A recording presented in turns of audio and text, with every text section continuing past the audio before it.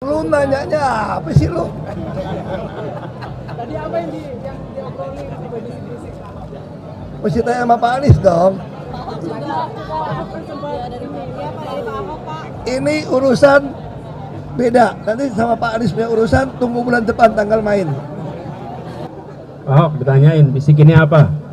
Saya bilang bisikannya Bulan depan bisik. tanggal mainnya. Tunggu tanggal mainnya. Tunggu. Nah, nanti dong. Kalau udah kan udah dibilang tunggu, lo tunggu harus tunggu dong kita. Ada kejutan di tahun depan Pak Anies. Oh ya nanti kan lihat aja. Emang soal Biasa lah, nanti kan kita cari waktu ngobrol-ngobrol. Mas tadi terlihat ngobrol dengan Pak Ahok, ngobrolin apa aja nih Pak Anies? Tadi asik sekali. Ngobrolin tentang apa aja Pak? Boleh di-spill dikit Pak? Nanti lah. Penjabat Gubernur DKI Jakarta Bapak Teguh Setiabudi, Ketua DPRD Provinsi DKI Jakarta Bapak Haji Khairuddin, terima kasih Pak kehadirannya. Wakil Ketua DPRD Provinsi DKI Jakarta Ibu Ima Mahdiah, beserta dengan seluruh anggota DPRD Provinsi DKI Jakarta yang hadir. Izinkan pula kami haturkan selamat datang, satu kehormatan bagi pendopo Balai Kota Provinsi DKI Jakarta telah hadir bersama dengan kita semua. Yang kami hormati Gubernur DKI Jakarta periode tahun 1997 sampai tahun 2007 Bapak Sutioso.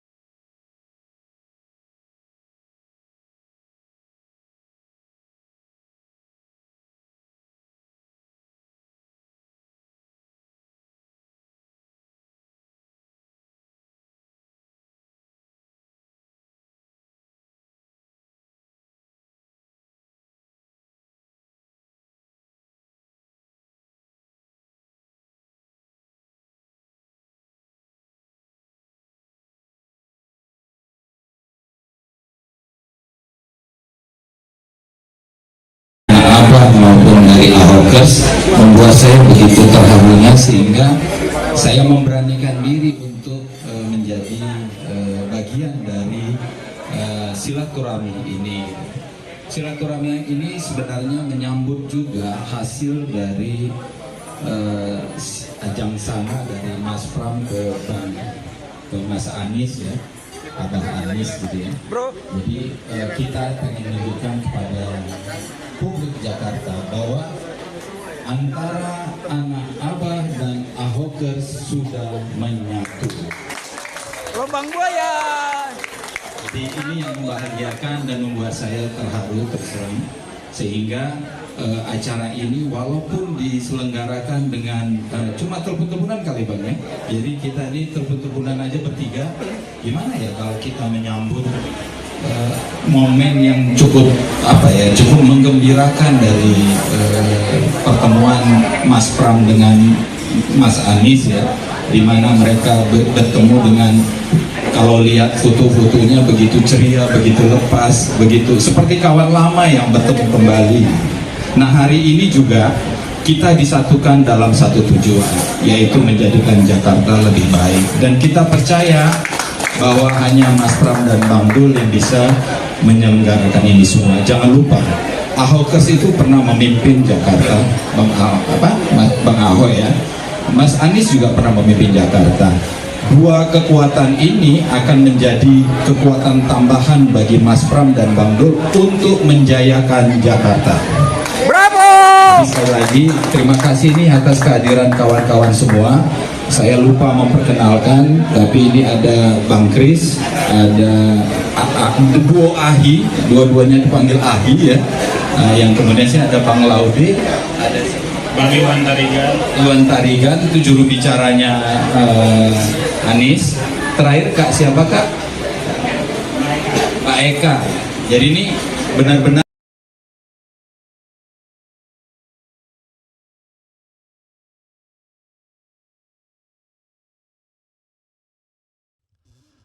Assalamualaikum warahmatullahi wabarakatuh. Sobat RH sekalian, jumpa lagi kita di channel yang keren ini. Keren jadas. Ya Sobat RH sekalian, akhirnya jelas ya sikap Anies Baswedan, yaitu mendukung Pramono Rano. Saya sudah tahu sebenarnya informasinya karena beberapa waktu yang lalu Anies pernah mengundang saya ya. Bukan Anies yang mengundang Habil Marati. Tapi bertemu dengan Anies, nggak mungkin juga Anies yang tidak mengundang ya. Anies, Habil Marati pada waktu itu ketika bicara dengan KIB ya, kuning hijau biru. Dan rupanya mereka memang mengatakan pada waktu itu Anies ya, saya tidak langsung dengarnya karena begitu saya datang Anies pulang karena saya awalnya tidak mau datang ya. Dan ternyata pada waktu itu yang saya tahu ya, Anies mengatakan yang penting jangan Ridho RK dulu. Nah ini ketika yang penting jangan RK dulu. Saya melihat memang ada personal bias, tapi ada juga alasan yang logis ya. Kalau personal biasnya adalah ya sederhana, RK adalah sosok yang memupus peluang Anies untuk menjadi calon gubernur Jakarta dengan menggandeng PKS dalam Kimplas. Dan PKS ketika ada putusan MK ternyata nggak mau balik lagi, alasannya karena sudah deklarasi. Jadi di situ ada personal feelingnya. Dan Ridwan Kamil sepertinya memang mematok satu syarat. Mau datang ke Jakarta tapi tidak ada Aniesnya. Begitu saudara sekalian. Kita perkirakan bahwa yang namanya Ridwan Kamil dan Kimplas itu akan menang mudah di Jakarta. Tapi rupanya sepertinya tidak terlalu pusing juga rupanya. Baik Pramono, Mulyono terhadap Pramono. Jadi Prabowo, Mulyono tidak pusing juga terhadap Pramono. Karena Pramono itu memang singkatan dari Prabowo dan Mulyono. Jadi kenapa saya bilang tidak pusing ya? Ingat, Pramono sendiri mengatakan ketika dia ditetapkan sebagai calon gubernur oleh Megawati Soekarno Putri ya, dengan menyingkirkan Anies di tahap-tahap terakhir, dia sudah berkonsultasi, dia sudah melapor dengan Mulyono sebagai presiden pada waktu itu dan dia sendiri sebagai menteri sekretaris kabinet ya, yang bukan eselon 2 ya, ini yang menteri sungguhan ya. Karena kalau yang eselon 2 tapi rasa menteri sekarang ya. Yang ini sekap beneran ya. Nah saudara sekalian, bukan sekap anak mas lah kira-kira begitu. Tapi anak mas juga Pramono ini. Karena Pramono ini bisa menjadi jembatan dengan antara Megawati dan Mulyono selama ini. Ya, makanya namanya Pramono ya. Prabowo dan Mulyono. Ketika sibuk memanggil calon menteri, tiba-tiba Pramono menghadap. Orang bilang karena ini suruhan Megawati sebagai wakil dari Megawati. Bahwa PDIP belum mau mengirimkan wakilnya di kabinet walaupun ditunggu-tunggu ya. Azwar Anas misalnya betul-betul diinginkan oleh Prabowo, tetapi sepertinya Megawati belum mengizinkan. Entah nanti kalau ada impeachment terhadap Fufu Fafa. Jadi kalau saya lihat baik Jokowi maupun Prabowo nggak masalah dengan Pramono sesungguhnya. Sementara yang masalah adalah kepastian kemenangan Lutfi di Jawa Tengah. Karena kalau Andika yang menang, dikhawatirkan Andika menjadi penantang serius Prabowo Subianto di 2029. Apalagi dia kemudian berkolaborasi dengan Anies Baswedan misalnya begitu. Maka akan menjadi sebuah kekuatan yang dahsyat ya. Walaupun nanti konstelasinya bisa saja tiba-tiba Anies Baswedan wakilnya Prabowo menghadapi Andika dengan siapa. Karena ketika Andika melamar Anies sebagai calon wakil presiden, Anies kagak mau. I don't know exactly, itu baru skenarioan. Jadi dalam konteks seperti ini sebenarnya Pramono Rano orang yang nggak dipermasalahkan, Pramononya terutama. Bahkan di tengah jalan kimplas seperti gembos sendiri. Prabowo sepertinya tidak pay attention. Bahkan secara sosiologis walaupun Ridwan Kamil sowan ke Mulyono, tetapi yang tidak bisa dibangun adalah apakah terjadi chemistry atau tidak. Jangan lupa karena dia orang Sunda. Beda sama Pramono yang sama-sama Jawa. Jadi politik itulah tidak bisa hitam putih ya. Saya hanya punya benchmark dalam politik adalah Anda tidak bisa lagi saya endorse kalau Anda koruptor, itu satu. Yang kedua, Anda menggunakan cara-cara kotor untuk memenangkan persaingan. Tapi kalau Anda membangun aliansi politik, hari ini Ahok dengan Ahok dan lain sebagainya, maka memang politik tidak bisa hitam dan putih. Termasuk misalnya pilihan antara umat dan tidak umat. Misalnya memilih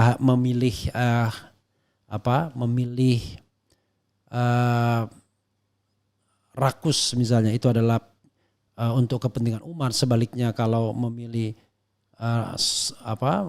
Pramono Rano bukan umat, nah itu juga agak kontroversial karena faktanya kedua-duanya berasal dari adalah seorang Muslim. Tetapi kemudian ketika dilihat political background politik mereka, PDIP dipersepsi sebagai musuh Islam. Tapi jangan lupa, di Ridwan Kamil banyak juga partai-partainya dan selama ini tidak in favor juga terhadap kepentingan Islam. Ya KM 50 lah misalnya, kalau kita ingat KM 50 itu bagian dari kepentingan umat Islam untuk mengungkapkannya. Jadi sekali lagi politik tidak hitam putih sobat era sekalian ya. Nah pertanyaannya adalah kok bisa Anies kemudian mendukung Pramono Rano, bahkan seorang Ges Khalifah yang sebelumnya bisa ditampilkan fotonya, yang menyatakan netral, sekarang sudah berbaju orange-nya Pramono Rano. Why? Bisa jadi karena ada perintah eksplisit dari Anies Baswedan. Jadi sobat era sekalian ya, kita harus pahami bahwa dalam konteks Pilkada DKI itu ada pertalian lama ya, dukungan lama, dukungan Ges Khalifah, dukungan Tata Prapti ya, dukungan orang-orang yang memang bertarung sejak 2017 ya. Beda Refli Harun. Refli Harun cuma ikut tim ses di Pilpres saja.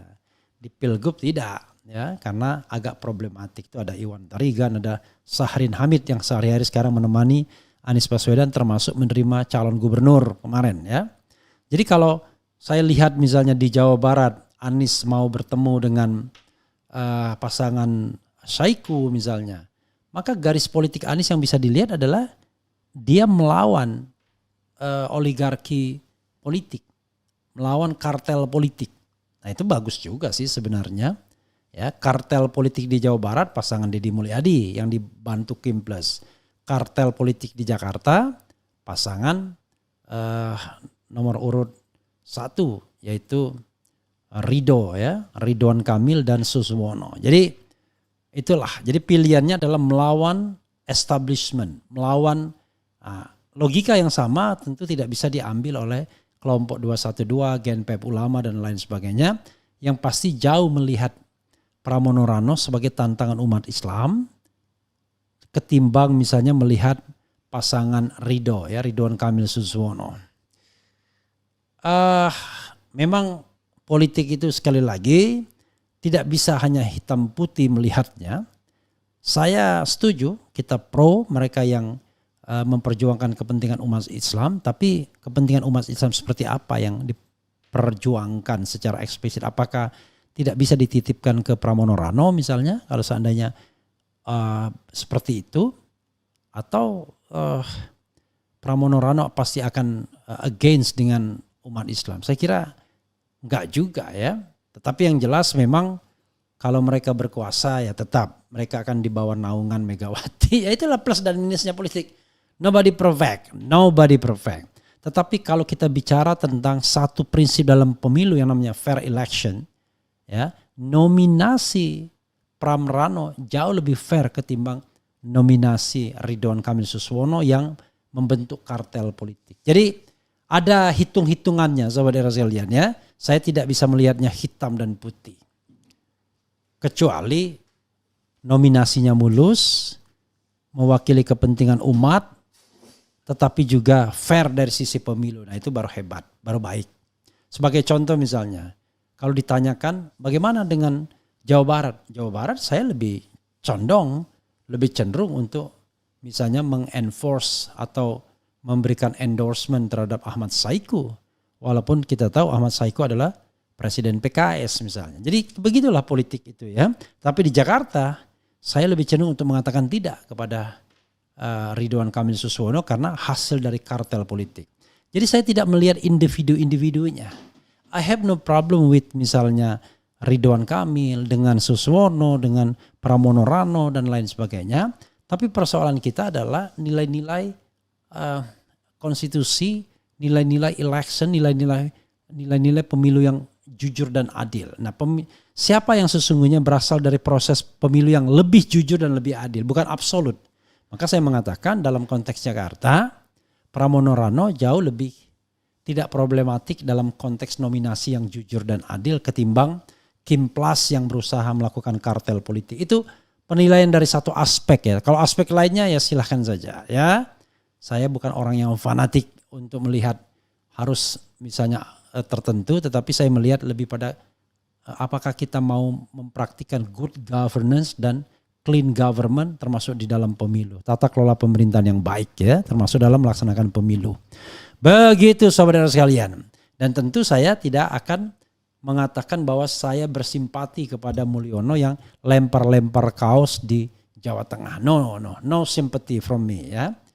Jadi itu pola yang dia lakukan lagi, lempar-lempar kaos, menganggap warga negara Republik Indonesia orang yang doyannya hanya untuk terima sembako dan merchandise. Itu berat, walaupun faktualnya iya, tetapi masa semenghina itu terhadap rakyat Indonesia sendiri ya. Padahal he is former president ya, he was president until October 20 ya. Oke. Kita coba bacakan ini menarik. 6 fakta dan alasan Anies dukung Pramono Anung dibeberkan Jubir Sahrin Hamid ya. Jangan lupa Jubir Sahrin Hamid ini juga orang politik. Sebelumnya orang dari Partai Amanat Nasional ya. Jadi maksud saya orang politik itu selalu ingin berpihak kepada pasangan calon. Dan agak berat kalau harus gercos atau netral ya. Pojok1.id Jakarta. Setelah pertemuan di rumah Anies di Lebak Bulus Jakarta Jumat ya, Anies Baswedan kini resmi mendukung paslon Pramono Anung Rano Karno di Pilkada Jakarta 2024. Tidak saja pertemuan, organ relawan Anies yang bernama Warga Kota sudah langsung melakukan deklarasi sehari sesudahnya di Cilandak Timur, Pasar Minggu, Jakarta Selatan. Berikut 6 fakta dan alasan Anies Baswedan mendukung paslon nomor urut 3 Pramono Rano Karno di Pilkada Jakarta 2024. Ya. Kalau kita dukung Said Didu sajalah dulu.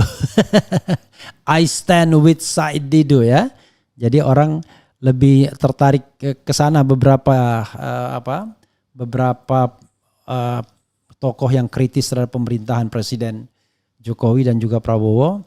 I stand with Said Didu, dan kita tidak bisa berharap Anies mengatakan hal yang demikian karena Anies selalu berpikir untuk bentrok langsung sama orang ya. Dia biasanya memilih untuk membela ide atau gagasan, not support personal. Padahal ketika dia maju dia butuh personal support juga ya. Rekam jejak Pramono Anung ya. Menurut jubir Anies Saharin Hamid, rekam jejak atau track record Pramono Anung memiliki posisi strategis selama ini dan semua tugasnya tertunaikan. Ya, kalau kita sudah suka ya semuanya oke. Kalau Mas Anies itu kan menentukan pilihan paling tidak itu yang pertama. Melihat rekam jejak, track record. Memang Mas Pram memiliki posisi-posisi strategis dan semua tertunaikan, kata Saharin Hamid. 2. Visi misi Pramono Rano.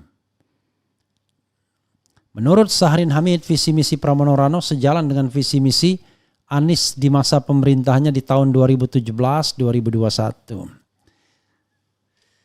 Kemudian, ya Kak, saya pernah sih mendapatkan testimoni dari seorang Marzuki Ali ya.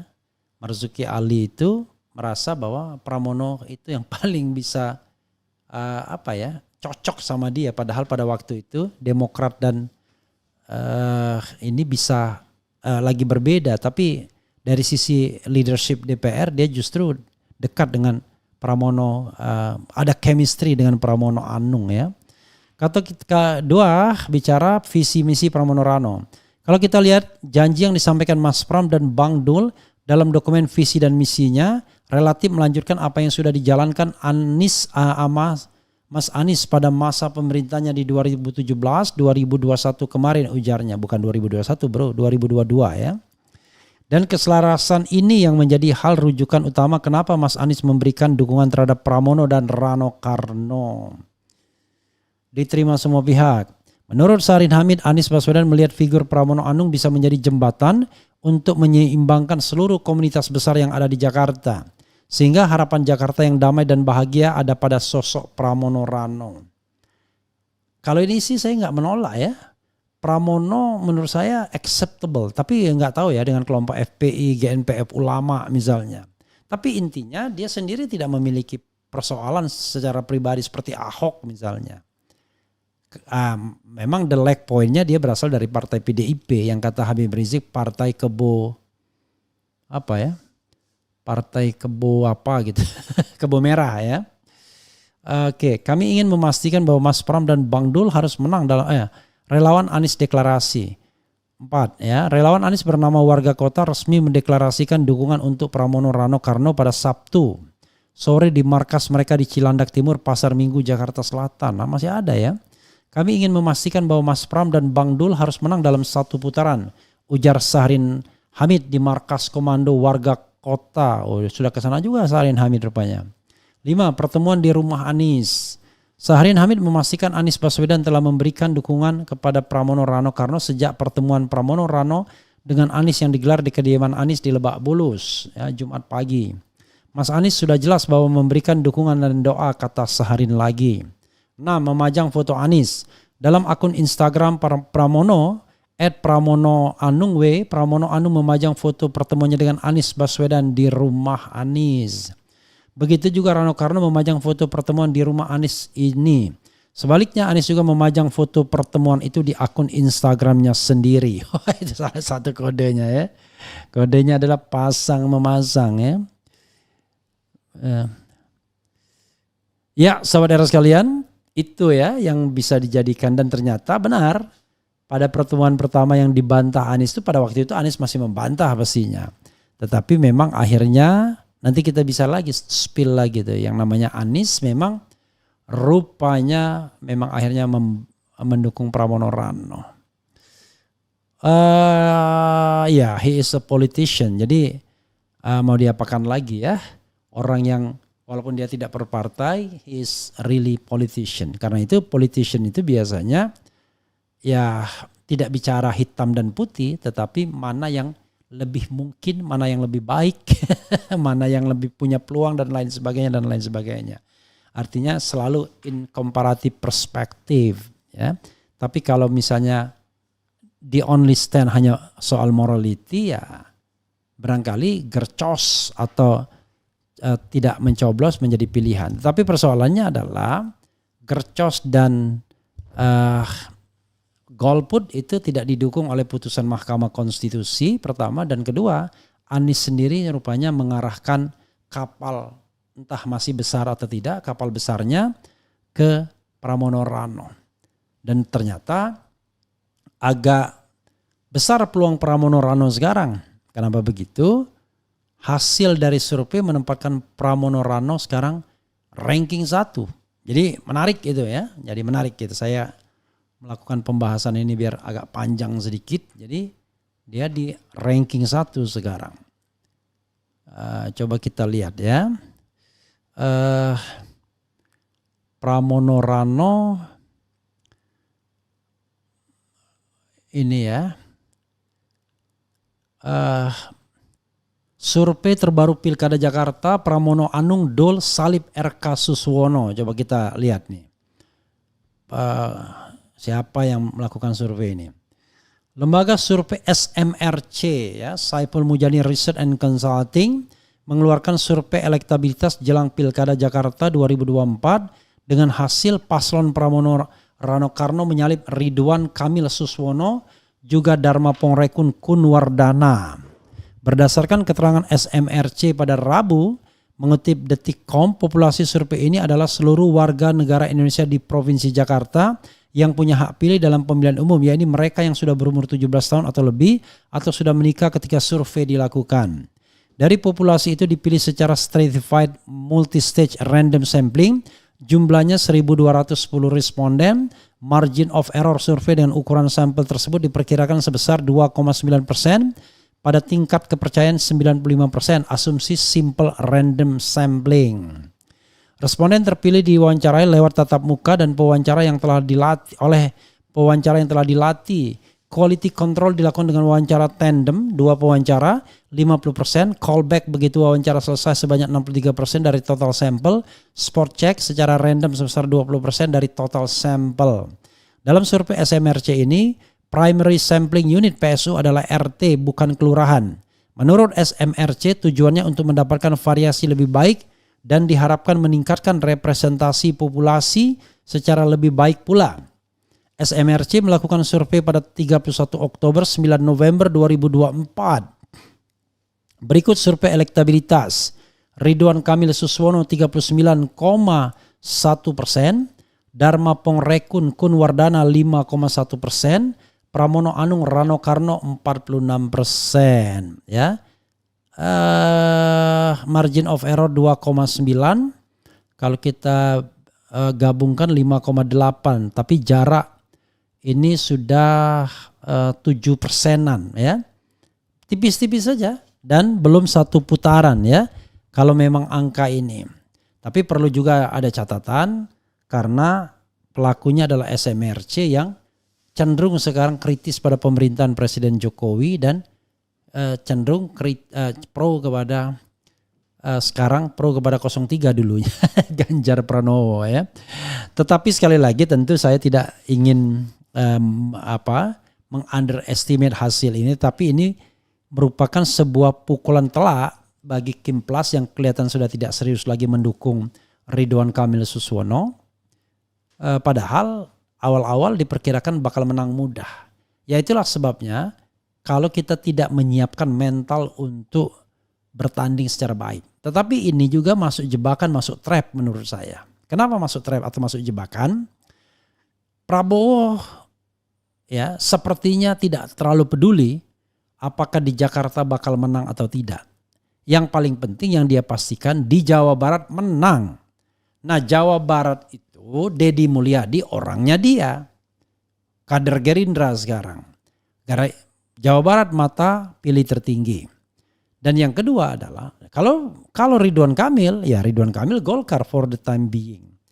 Kalau Ahmad Lutfi, paling tidak Ahmad Lutfi adalah ya lebih banyak Jokowinya sesungguhnya Ahmad Lutfi.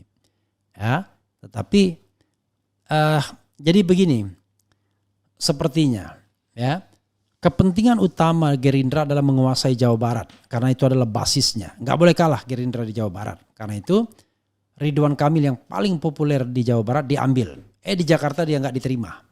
Kampanye ditolak di mana-mana. Mungkin menyesal ya, makanya dia ngadu ke Jokowi akhirnya. Oke, karena merasa tidak didukung. Mungkin itu yang disampaikannya. Di Jawa Tengah, Jokowi merasa bahwa itu adalah rumah dia. Dan itu adalah masa depan dia. Dia bertarung dengan PDIP yang secara tradisional menguasai Jawa Tengah. Dan ini battle yang luar biasa. Sesungguhnya battle itu antara Jokowi dan Megawati. Pertarungan itu. Tetapi Prabowo tentu berkepentingan untuk melihat kira-kira siapa yang akan unggul. Dari sisi background, dia menginginkan Andika. Tetapi jangan lupa Andika orang yang tidak membantunya di dalam pemilihan. Walaupun sama-sama jenderal Angkatan Darat. Tapi Lutfi yang polisi justru ikut membantu. Ya, jadi sobat era sekalian, inilah yang saya sesalkan TNI Polri kalau berpolitik. Baru pensiun langsung main politik, bahkan kendaraan politik disiapkan sebelum pensiun. Harusnya ada jeda besok itu kalau kita mau benar ya. Jeda 5 tahun baru boleh berpolitik. Ya, itu pun kalau dia pangkatnya tinggi ya, jadi negarawan lajah ya, kalau dia jenderal misalnya. Kalau enggak nanti dia menggunakan institusi militer dia untuk memenangkan, termasuk juga polisi menggunakan institusi dia untuk memenangkan. Jadi tidak sehat negara ini jadinya. Padahal korbannya siapa? Pertarungan elit seperti ini, ya rakyat lah. Rakyat tidak akan mendapatkan pelayanan dan pembelaan atau apapun ya dari aparat yang terlibat seperti itu. Oke, saudara sekalian ya. Saya tidak tahu ya, nggak ngikuti apa masih debat atau enggak. Tapi coba kita dengar atau kita baca masukan dari sobat RH sekalian yang bergabung ya. Jakarta semakin menyala abangku. Ada apa dengan Pak Anies? TSK. Game over 1 putaran Jakarta menyala. Tidak semua anak abah dukung Pramono Za. FPI HTI juga dukung Pramono dong. Enggak ya, FPI mendukung Suswono. Tetap gercos. Jokowi awalnya ketawa Pramono yang maju karena ngira bakal kalah. Ternyata wakakak. Anies dijanjiin jadi ketum PDIP makanya mau dukung Parno. Hebat sekali. Haram ya. Viralkan agar seluruh rakyat Indonesia tahu kalau Pak Said Didu ditangkap karena membela tanah-tanah pribumi yang diambil paksa untuk dibangun perumahan PIK 2 dengan dalih PSN. Wah, beda lagi nih ya. Bagus itu jadi orang punya pendirian tetap. Pendatang dari Tiongkok buat pemukiman di Indonesia yang diberi nama PIK 1 yang khusus dihuni oleh orang-orang China. Lalu melarang pribumi masuk ke sana, hebat kan? Kita tidak bicara tentang rasisme, tapi yang kita bicarakan China, negara lain ya, bukan Tionghoa ya. Kemudian Assalamualaikum Bung Refli, apakah Pak Prabowo akan melanjutkan PSN PIK 2 atau bagaimana Bang? Tanya pada Prabowo ya, ada apa dengan Prabowo? China nggak pernah memalsukan sejarah seperti Grom. Oke, apalagi Raja Omon nih ya. Raja Omon saya buang sajalah ya, nggak terlalu penting ininya. Kemudian kalian pribumi ramai ratusan juta orang tapi diam saja pecundangi oleh pendatang dari China di tanah air kalian sendiri. Ya, ini bagus juga nih. Pilihan warga Jakarta paling berat. Saya warga Jabar lebih mudah ya. Apa jasa bangsa kau di Indonesia ini? Jadi bermalu musuh dalam selimut, bersekongkol dengan Tiongkok untuk merampok tanah air kami. Maksudnya apa nih?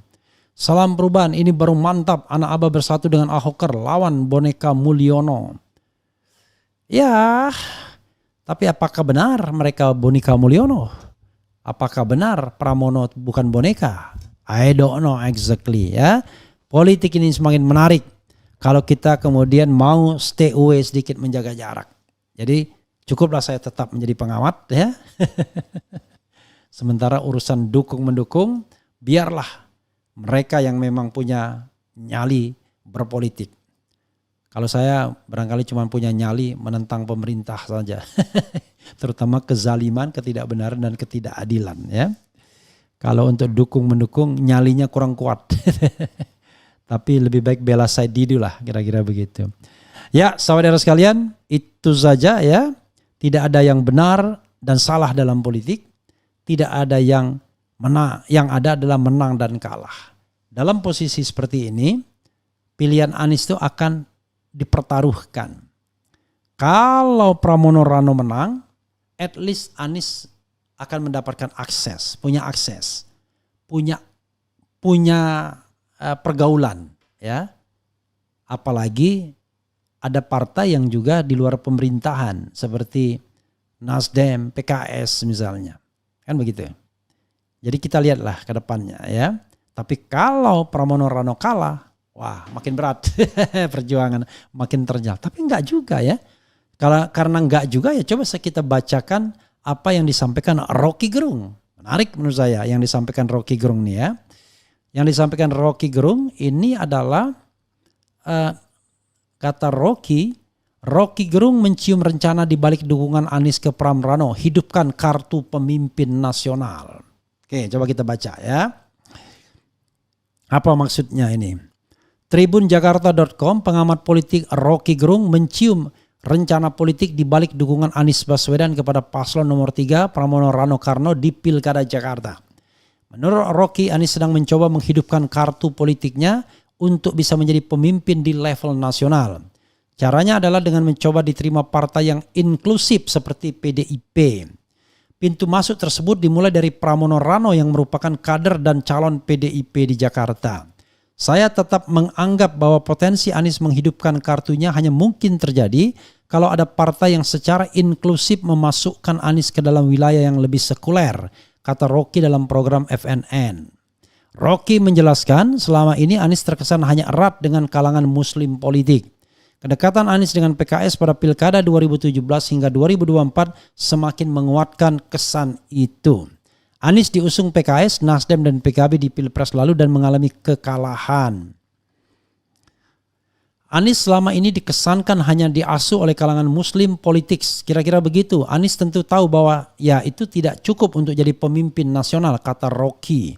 Menurut Rocky, Anies merasa tidak cukup berada di ranah muslim politik untuk kontestasi pemimpin nasional.